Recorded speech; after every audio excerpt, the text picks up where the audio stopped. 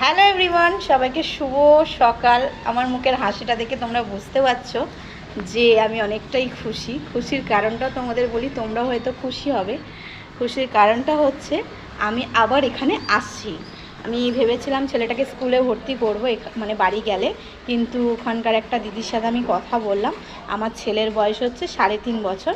তো দিদিটা বলল যে এই বছর মানে যে আসছে যেই বছরটা আর কি, ওই বছরে ভর্তি না করে তার পরের বছর মানে 2027-এ ভর্তি করতে বলছে, 2026-এ নয়। তো আমারও মনে হলো যে হ্যাঁ, ঠিক কথা।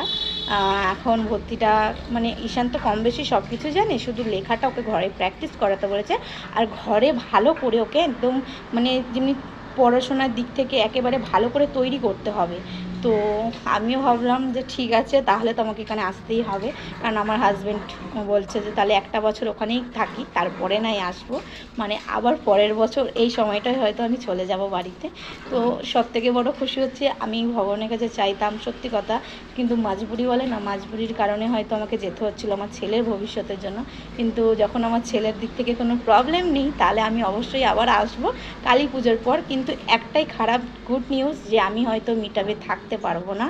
কারণটা হচ্ছে আমি চলে আসছি কালী পুজোর পরে।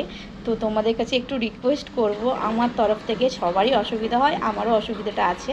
তোমাদের কাছে একটাই রিকোয়েস্ট করব, তোমরা একটু চেষ্টা করো পুজোর পরে মানে লক্ষ্মী পুজোর পরে মিটআপটা করা। যদি না হয় আর কিছু করার নেই, কারণ সবারই অসুবিধা আছে। ডিসেম্বরে ঠিক হয়ে গেল, কিন্তু আমার ভাগ্য খারাপ যে আমি ডিসেম্বরে পারবো না থাকতে, কারণ আমি অক্টোবরেই চলে আসছি আবার।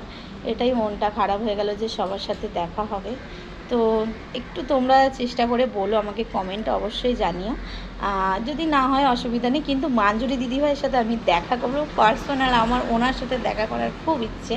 দিদিভাই মানে বিশ্বাস করো আমার একটা মানে কী বলবো। আর যদি তোমরা চাও আমার সাথে দেখা করতে, একটু চেষ্টা করো, কিছু করার নেই, কী বলবো বলো।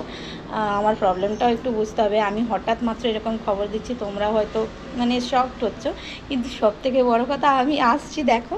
আমার কিন্তু সব ব্যাগ প্যাকিং হয়ে গেছে, কিন্তু লাস্ট মোমেন্টে এমনি একটা সুখবর পেয়েছি, আমার থেকে মনে হয় খুশি আর কেউ হয়নি। তোমরাও শুনে হয়তো খুশি হবে অনেক।